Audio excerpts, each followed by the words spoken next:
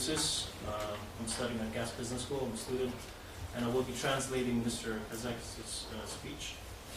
Before everything, I would like to introduce the subject by introducing the speakers themselves.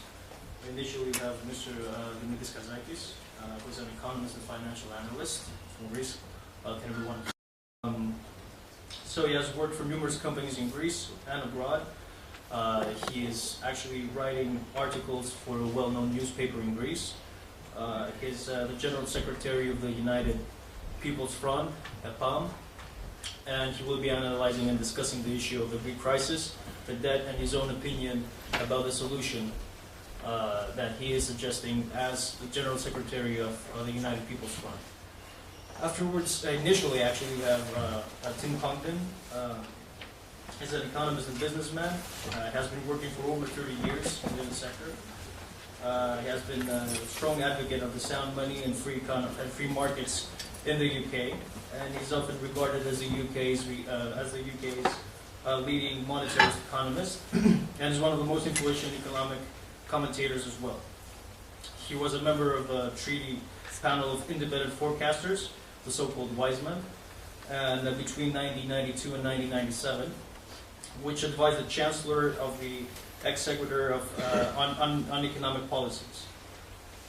Tim Congdon has been a visiting professor at the Cardiff Business School and City University Business School, which is actually now called Gas Business School. So, with no further ado, I would like to invite Mr. Congdon.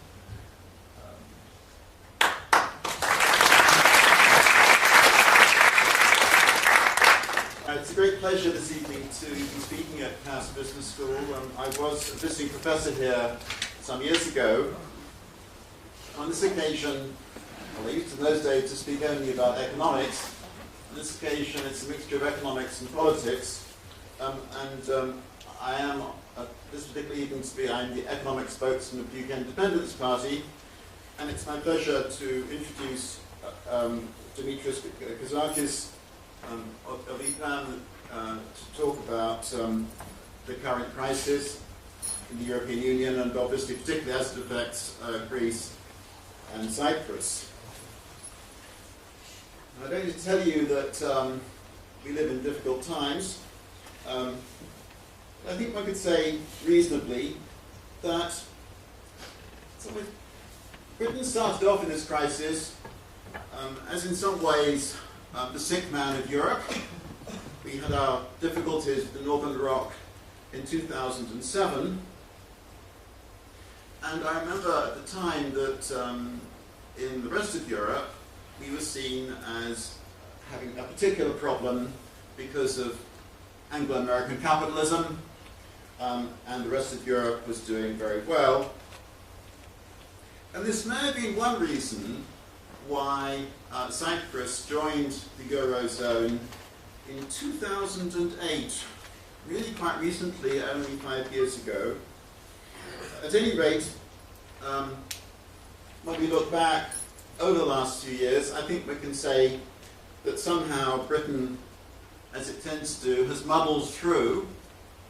We're not doing so badly now. And I'm afraid the problems are now very much in our neighbours. And the growing view is that Britain was absolutely right not to join the single currency project in the 1990s. We're absolutely right to stay outside. This, in a way, was the most important achievement so far of the Eurosceptic movement in this country. And so, one of the questions that you may be interested in, Mr. Kazakis, is why this happened. So in terms of introducing you this evening, I think that might be one of those things that you'd like to know. Now, I was involved in the debates in the 1990s, and I would say the big difference between Britain and other European countries, almost without exception, is that we had a very lively, a very interesting, and sometimes a very bitter debate in this country about whether we should join the single currency. And the critical question was, does monetary union mean political union? And in Britain, we joined the common market, as then was in 1973 for economic reasons, people in Britain overwhelmingly have never wanted to join a European political union, and so the simplest answer is why we didn't join the single currency. We saw that it meant political union, and we didn't want to get involved with that. Of course, there are all sorts of shades of opinion, but that was the heart of the answer. Now the question then is, well, why is it the case that monetary union implies political union? Why are these two things connected? And there are many reasons. This evening I'm going to concentrate on just one particular aspect which is very relevant to Cyprus, I hope not to Greece, certainly to Cyprus. And you know, obviously, that in those negotiations in the 1990s, there was a lot of emphasis on the need to keep budget deficits down. That's necessary to join the single currency. Who then says whether your deficit is too high or too low? The Commission does. They're not part of your country, they're foreigners. Therefore, you're being told what to do by foreigners. Therefore, you're no longer in control of your own country, and so on. And I think that was probably the key argument. But there was another argument, and if I may say so, it was an argument that I made in the public debate. I hope we... of course, the meaning of this the last few weeks has become terribly. One of the most important things, we take it for granted in the ordinary business life, that bank deposits will repay in full. Okay? 100 cents a year, 100 pence in the pound, and so on. And this is a key part of the modern state. It is supposed to be the most important reason, probably, that banks are regulated much more than other industries. This is supposed to be something that happens in every nation of the modern world, but okay. Now, if you actually checked the documents of the Maastricht Treaty back in the early 1990s, and I did this, by the way, as did other people in Britain, you could see at that time that the architects of the single European currency had not thought about these aspects of the subject at all. They had not thought about what happens when a banking system faces a run. What is the job of the European Central Bank? And they had not thought at all about deposit insurance. I remember myself, and I'm going to be a little bit vain, I'm going to boast a little bit. I remember talking to a very senior official, I won't say who it was, an Italian official, very involved in this process at a dinner in London in 1992, and I said, what happens if there's a run in one country of Europe, and you have this European Central Bank in another country in Europe? Is that central bank supposed to lend to this commercial bank in that country? And these things are always very political and very difficult, because if you don't lend, you damage the other country. It's bad enough inside, think about Northern Rock, it's bad enough inside one country. Think about the tensions, the resentments, if this is cross-border and there are different countries involved. I asked this question. I was told, runs on banks don't happen in the modern world. Yeah. I was also told, I then said, but look, maybe the retail runs don't happen, that people, the general public doesn't, but wholesale runs from other banks certainly happen in the 1980s. No proper answer. And these things were not thought about at all at the start of the single currency. Now, this doesn't matter perhaps too much if you have a healthy banking system in which the deposits, which are put in purple, are fully covered by the bank's assets. The deposits, can get repaid in full from the bank's assets. Fine. And in fact, the value of the assets has to fall by 25% before you're starting to affect the depositors. You wipe out the bondholders, debates about that, you wipe out the shareholders, and then eventually you get to the depositors. But then, suppose that there is, I'm afraid, those loans have gone bad, those government securities haven't paid back in full, perhaps they were Greek government securities, and actually depositors aren't covered in full by the assets. In this particular example, we've lost so much that there's this asset deficiency of around about well, a bit over 20% of the bank balance sheet, and depositors therefore face a big problem, exactly as is the case today in Cyprus. Now look, excuse my being phone to Dickens and Mr. Mickle, but something might turn up, and it's amazing how in these crises, if you give them long enough, they kind of sort themselves out. What you need is a friendly central bank, all right? Maybe not a central bank in Frankfurt, but, you know, a friendly central bank gives you a loan, and over 5 or 10 years, the bank makes profits, operating profits. There's a recovery, the asset prices recover, and the loans become, the customers can pay them back, and that asset deficiency is removed by the process of time, and eventually life returns to normal, and so on. But look, you need that friendly central bank. And these things are, I'm afraid, very political. They're difficult enough in one country when you've got several countries with the same currency, the same banking system. We're going to get all of those international tensions that we're seeing at the moment. Let's suppose that this loan from the central bank to give you that 5 or 10 years isn't around, and you've got to try and sort this thing out very quickly, got to sort it out, say, in a few months, then there are various things that can be done to meet that asset deficiency. You can bring in other banks, and they say, look, you know, this banking system, basically, long run, there's going to be some profits from this banking system, so let's inject some new capital, and it comes from new shareholders. They may be from another country. Obviously, we've had the case in Cyprus of possibly Russian investment in the Cypriot banking system.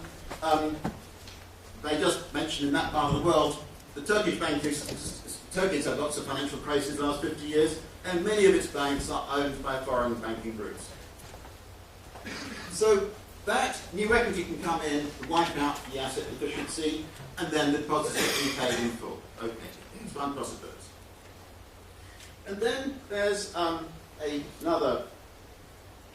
If at the start of this process, the people involved in putting together the single currency had thought about deposit insurance and put together property deposit insurance funds across the whole of the Eurozone, it might be possible to tap the deposit insurance fund to make good the asset deficiency in the banking system. But actually, they need to think about this at the start, and as I explained, they hadn't done so. There's the possibility that the central bank itself might have lots of capital. And this is going back some time, but 50 years ago, it's only 100 years ago, in Britain, the Bank of England had huge amounts of capital, which is one of the reasons why there was a very successful central bank. When things went wrong in the banking system, quietly, the Bank of England would inject some capital, probably lose it over 5 or 10 years, and then it gradually would be sort of, over time, removed from the accounts and forgotten about. But you need a central bank with lots of capital. Haven't got that, then you can't use this. So what you're left with as the very last link in the chain of security is, well, it's pretty obvious what it's going to be. What happens? You come back to the government. You have a banking system that is completely bust. There isn't enough assets there to repay depositors. The only answer is the government. And that is why you think this is one of the key arguments that was made. I certainly made this 20 years ago.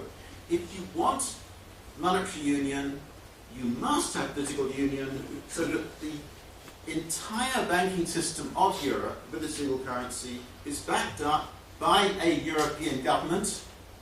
Then there aren't any of these international tensions and squabbles and resentments.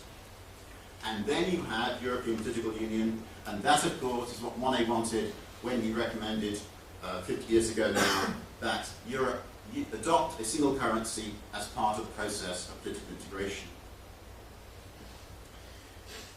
The solving for the banking system and the government are inextricably linked, and therefore, when you get to these kind of banking crises, it is bound to be the case that the government gets involved, and then you're straight into politics and all the rest of it. And I just say here that Milton Friedman had a in my view, a brilliant remark about the euro when it was being discussed and debated in the 1990s. He said, the euro, which he was very much opposed to, will work fine until the first crisis. And my word, has he been right. So,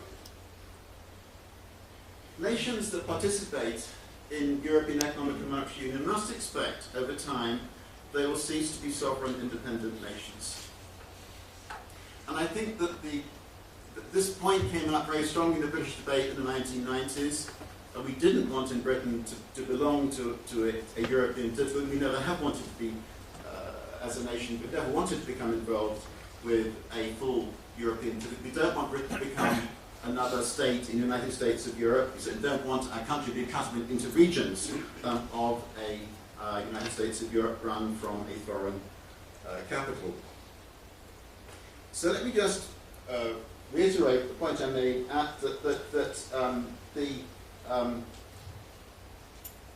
this was something that was not thought through at the start. They had not thought this through properly. And having said all that,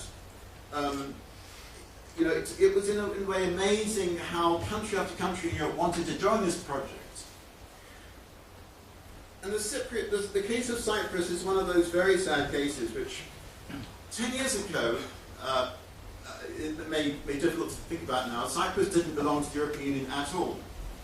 Cyprus joined on the 1st of January 2004 as part of the growth of the accession of the East European countries. Malta and Cyprus joined. And as I say, it only joined the single currency in 2008.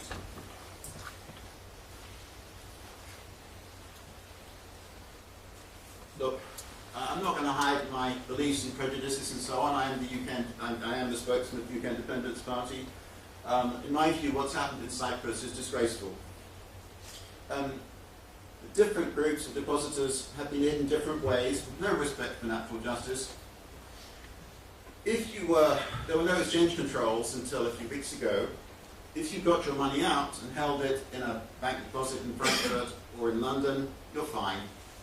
If you kept it in a local bank, you may have lost half of it. You may have lost huge amounts of money simply through, if you like, not following the news close enough. The whole thing was pretty unpredictable. In fact, again, only a few weeks ago, official denials are being made that deposit repudiation could possibly occur. Different banks have had different losses. It depended very much upon where you kept your money. No respect for natural justice at all. Can I also say finally that in my view the whole thing has been shockingly incompetent. And I know that in Greece and Cyprus there's always these comparisons with Turkey. Turkey has had many banking crises over the last 50 years. As far as I'm aware, there's never been outright bank repudiation of deposits despite lots of inflation or the rest of it. I may be wrong about that, but there we are. And that's been the result of being inside, frankly, the single European currency. 10 years ago, Cyprus was a stable, successful, independent nation. We did not have to put up with this and go through this at all, in my opinion. So,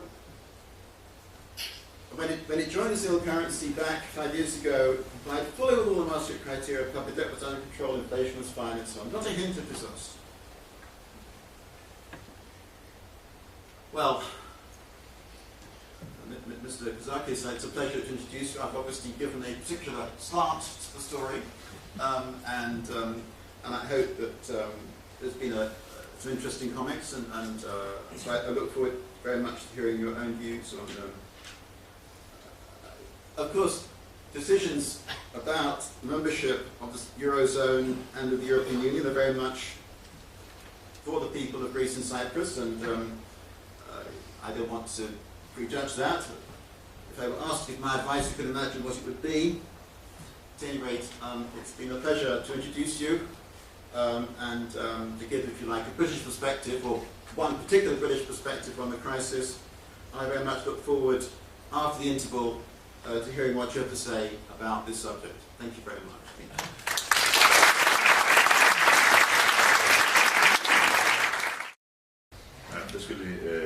specifically. Ladies and gentlemen, first of all, I would like to thank everyone for the invitation, and specifically the university.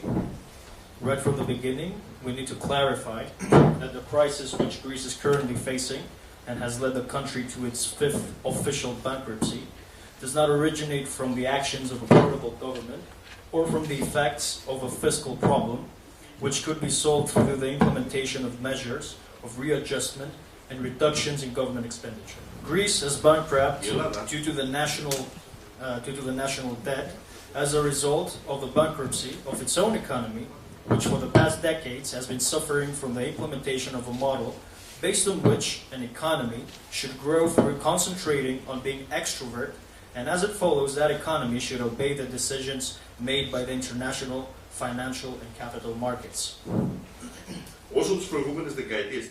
In terms of the previous decades in Greece, it should be stated that as long as the international dogma of free markets and deregulation was applied, the Greek economy was becoming a parasitic economy which concentrated on providing cheap services. As a result, Greece depended even more on the fluctuations of international financial markets and kept losing ground in terms of its international competitiveness. This result was expected as the Greek economy was formed around the basic principle that it should be serving the most illegal and extraordinary appetites for high returns and profitability as demanded from both external and internal investors. A very characteristic statistic related to the previous statements is that the percentage of the private returns in terms of the total added value within the local economy during these years of the recession reached 59% in 2009. This is a record figure within the European Union, as it is almost double in comparison to the weighted average figure, which corresponds to the rest of the EU members. For decades, all the governing parties in Greece and their so-called protectors from abroad, such as the OECD, the IMF, and the EU, did everything that could be done under their own power in order to convert Greece into a primary competitive advantage of the Greek economy, the prospect of maximization of the private sector's profits beyond any logical and reasonable limits, which could be set by the economy itself due to its capabilities in terms of productivity. Due to all of the above, the country's productivity started to sink, and that element of parasitism would be transmitted to all business sectors, while at the same time the quackery of the issue and selling of financial derivatives was advocated as a solution. A characteristic statistic indicating this is the fact that in 1992, for every $100 of foreign private capital which was invested in the local economy, 59% was associated with investments in the real economy, 31% was associated with real estate, and just 10% was associated with financial investments. In 1994, the figures were 33% towards the real economy, 7% towards real estate, and 60% towards financial assets. Just before the outbreak of the crisis, the figures were 10% for the real economy, 1% towards the real estate investments, and 89% towards financial investments. The result was that figure corresponding to 63% of the total private profit generated from the economy during the last 10 years was interest. All of the above led to the creation of an economy similar to an existent El Dorado for anyone who wanted to sell derivatives and speculate both from Greece and from abroad. On the other hand, the government would either act as if none of this existed, or even worse, would itself participate in this game, which had as its ultimate goal to squander public wealth in favor of a specific financial and political oligarchy, which, with the support from speculators from the US and the EU, did all that it could be done under their powers in order to attack the Greek society's ethics and instruct the Greek people that it is normal to borrow, request subsidies, and depend on special political favors in order to survive. The result was that the national debt faced an incredible increase as the state had to undertake debts in order to be transformed into a pawn. Its political leaders were corrupted as they sold themselves to powerful financial centers. In return, they had to promote the plundering of the country's wealth by any means available and leave the country unprotected and exposed to any extreme practice of private speculation. At the same time, as soon as the production deficit of the Greek economy increased, so did private and public borrowing. This situation attracted the interest of officials from the Eurozone, and especially from Germany. Greece did not join the Eurozone by mistake, nor is it true that Greece was not ready to join the Euro. This was exactly the situation which was the prerequisite for Greece to join the Eurozone.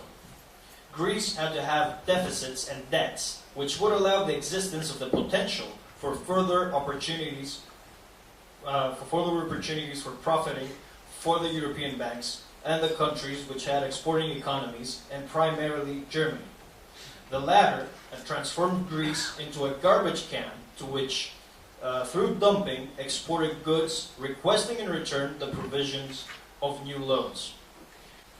Greece ended up to be totally dependent on the provision of new loans, which acquired from the Eurozone's own capital market. On December 31st, 2001, the Greek debt was 146 billion euros. On January 1st, 2002, Greece has joined the euro, and up until the 31st of December 2009, its national debt increased by 152 billion euros. In other words, within 7 years, Greece's national debt had more than doubled. This situation is unprecedented, as in 2009, the state's income was roughly 45 billion euros, and its imports were 15 billion euros, while the income generated from services was almost 27 billion euros. At the same time, interest and coupons, which had to be repaid, were 109 billion euros. Under these conditions, Greece was facing a de facto bankruptcy, irrespectively of whether the country could secure any new loans or not. Financial markets were closed for Greece since January 2009, and due to this situation, the Eurozone had to intervene in fear of any implications to the currency itself due to Greece's inability to repay its debt. In direct collaboration with both PASOK and New Democracy, EU officials manipulated the political transition in Greece in order to promote the formation of a new government with sufficient parliamentary majority, which would be in a position to guarantee that Greece would undergo severe liquidation in favor of its creditors, just like a business or a company which has declared bankruptcy. The politicians in Greece, along with the oligarchy, which rules the country for decades, in order to escape the wrath of the Greek people, agreed to the general disposal of the country under a colonialist regime, in exchange for a small share of the spoils which the European lenders would reap. So, they agreed to put Greece and the Greek people under colonial guardianship and essentially under occupation, having as their main goal the general disposal of the whole country. Thanks to a sequence of memoranda and loan agreements, Greece is practically ruled by foreign commissioners. It is well known that all the laws passed and the policies implemented in the country are not even drafted by officials and ministries, but instead they are drafted by European commissioners. Ministers sign them without any objection and then address them to the parliament for approval. The Greek state has been completely nullified. The government is a mere storefront of foreign powers and conquerors. The results of the policies based on the memoranda were from the beginning disastrous for the country. From 298 billion euros in debt in 2009, or 127% of GDP, the debt increased to 328 billion euros in 2010, or 143% in terms of GDP. While in 2011, the debt reached an amount of nearly 369 billion euros, 71 billion euros more debt in 2 years, or at 178% of GDP.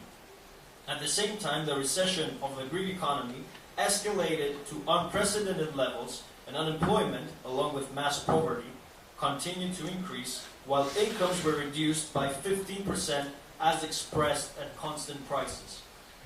After the first disastrous invasion of the Troika in Greece, it was decided during the second half of 2011 that without a restructuring of the debt throughout a haircut of around 56%, it would not be feasible to deal with the continuous and rapid increase of the debt.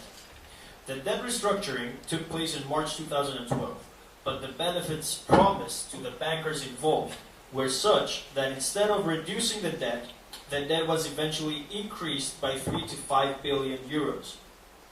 So while the restructuring through the haircut reduced the nominal value of the debt by 106 billion euros, Greece was forced to borrow again another 109 billion in order to be in a position to carry out the so-called PSI. This resulted in an increase in debt instead of a decrease. Additionally, the debt restructuring caused the bankruptcy of the insurance funds and the funds of stakeholders in the so-called wider public sector, which includes institutions such as chambers of commerce, scientific associations, universities, hospitals, organizations, and many more. At the same time, it should be mentioned that common people who had invested their savings in bonds issued by the Greek government were seriously affected as well. In order not to become apparent to the Greek people the fraud of the PSI, the Eurogroup decided to proceed to a Greek bond buyback from the secondary market in November 2012. The buyback had as its main goal to reduce the Greek debt by 30 billion with a cost of 11.7 billion, which would have been paid by the EFSF. The Greek government is required to pay 11.7 billion within the next 2 months, an amount which it does not have. It is easy for one to picture Greece's collapse if all this is combined with a continuous collapse of the financial aspect of the government due to the fact that the Greek population fails to meet its tax obligations, the recession which is more than 7% per year, the official unemployment which exceeds 27%, the investments which have fallen below 14% of GDP, the fact that this is the first time in the post-war history of Greece that the disposable income of the population continues to collapse and is far below the minimum level which is required so that a person can survive, and the fact that the private debt continues on its increasing trend. This collapse is fraudulent and deliberate, and aims to sell out the country at rock-bottom prices. The country is said to be sold out not only in terms of its publicly owned property through privatization and concessions, but in terms of the private property of the Greek society as well, which today is mortgaged not only to banks but also to the state itself due to the outstanding financial obligations of the vast majority of the people, due to their failure to meet their own tax obligations. The tragedy is that the Troika is applying more and more pressure, insisting on the disastrous downhill, and the leaders of this country have surrendered in advance and without a fight. For the Euros and the Eurozone's sake, we are in danger of destroying an entire country and eradicating an entire nation. For us, the dilemma is crystal clear. One either compromises with the status quo and simply vindicates ways in order to manage the current situation in the most effective way, or attempts to overthrow this financial regime. In such cases, there is no middle way. If our country insists on waiting for a deus ex machina to save us through some sort of a miracle, we will experience an absolute disaster. A realistic proposal is the one which does not expose the people and the country in any threats and does not allow anyone to sink in despair and hopelessness. If this nation makes the decision to overthrow this financial regime, the recovery will be very fast and the working classes will sense the difference from the first day. What should be done though? First, we need to stop the depend on loans given to our country from the Eurozone, which have as their main clause the destruction and selling off of the country.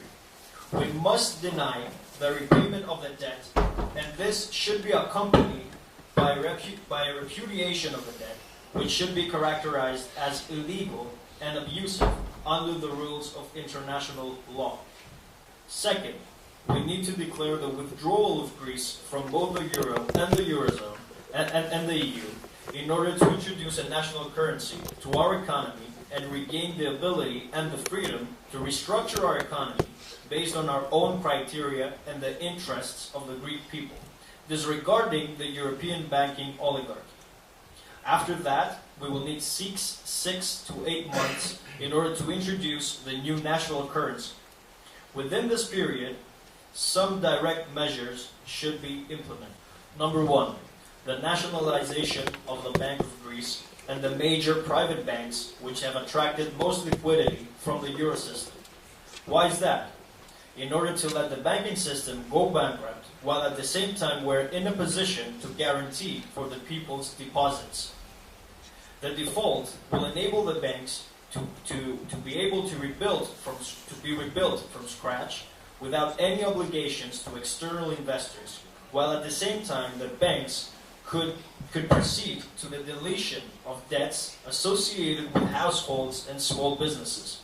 Second, the recovery of losses in income from which employees and the retired population suffered right from the beginning of the implementation of the memorandum. Salaries and pensions should be brought back to the levels on which they were prior to the 5th of May 2010. This would be achieved through the use of electronic scriptural money provided by the banks which are under public control, while these banks would provide small businesses with operating loans. Third, the imposition of capital control. In this way, we will stop the bleeding which tyrannizes the Greek economy and deprives it from huge funds from within. Of nationalized banks, the so-called black money market, for which the Greek banking system is famous internationally, will come to an end. Controlling the movement of capital is easy once one assumes control of the banking system, and in our case, this capital control will be associated with selective taxation of capital, which is moving from the economy abroad or comes to the economy from abroad. Untaxed profits, dividends, interest payments, and investments in securities abroad will come to an end as well. Also, on funds from abroad which are destined to speculate in real estate and financial assets will be imposed dissuasive high taxation, while those funds which are directed towards investments in the real economy must be treated favorably, given that they satisfy the government in terms of the provision of new vacancies for employment, which will be relatively secure. They will be relatively secure. They will be wage inelastic, investing in new technology and value-adding production. Fourth, explicit abolition of layoffs and abolition of the use of bankruptcy in the private sector. In the case where we are dealing with a small business, a freelancer, or an individual producer, the state will guarantee that they do not bankrupt through the provision of direct support or subsidized loans. In the case of large corporations and especially multinational companies, workers will be given the opportunity to manage the businesses with the state's support. At the same time, inelastic labor rights will be imposed in order to deal with unemployment and especially unemployment associated with young people. Fifth, direct intervention in the country's external balance of goods and services. Until the Greek economy is normalized and its production capabilities are set to be taken advantage of, imported goods would be substituted by domestically produced goods, and the state will ensure to significantly reduce those imported goods which are not absolutely necessary for the prosperity of the domestic economy and the needs of its society. The government will also have to impose a selective protectionism based on which products will not be imported before domestically produced products are exhausted. And in the case that those products imported should be at least, and the case that products are imported, those products should be at least of the same quality and production value with the corresponding domestically produced products. Only under such conditions, a less powerful economy may compete on equal terms. Sixth, our main concern during this period would be to maintain the circulation of paper money within the Greek economy, which according to the current data amounts to 26 billion euros. For this, we will implement capital control, which would prohibit the export of paper money and would impose a very high tax to capital, which is about to be exported and invested in equities and bonds abroad. At the same time, we would also allow the influx of paper money from abroad, which would be checked in terms of where it is placed within the Greek economy, in order to prevent any form of speculation. Deposits in domestic banks will not be restricted in any way, but the introduction of the national currency, no one would be able to withdraw physical money. All transactions within the economy would be made through the use of deposit accounts, to which access will be gained through the use of debit cards, like ATM cards. And this is how the use of physical money would be substituted. This measure is necessary, as the government would need to withdraw all euro banknotes, which are estimated to be around 10 billion euros, so that they could be used as a reserve currency of the nationalized Bank of Greece.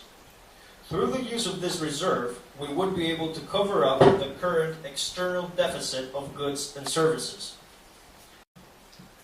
We should also keep in mind that banks would have neither the character of the current form. Of course, the key to all of this is the quick restart of the Greek economy, in terms of its productivity and investments in the real economy. This may be achieved through the provision of open credit available to those who want to invest in production-related businesses and have as their main goal the addition of value to the process and the provision of secure employment and an extensive program of public investment in infrastructure free from corruption. All of the above will give a sharp upward momentum in the economy, such that when the currency is finally introduced, its exchange rate will be stabilized with little turbulence. Of course, all of this cannot be done if the Greek people does not manage to bring back democracy to its country, and if they do not get rid of the completely corrupt political system which brought this nation to this misery and delivered him as a prisoner to financial markets. The Greek people should bring back this kind of democracy, which has as its main prerequisite national independence and sovereignty of the people, who should be ruling their own countries and not become slaves to their lenders and their corrupt politicians. Ευχαριστώ πολύ. Thank you very much.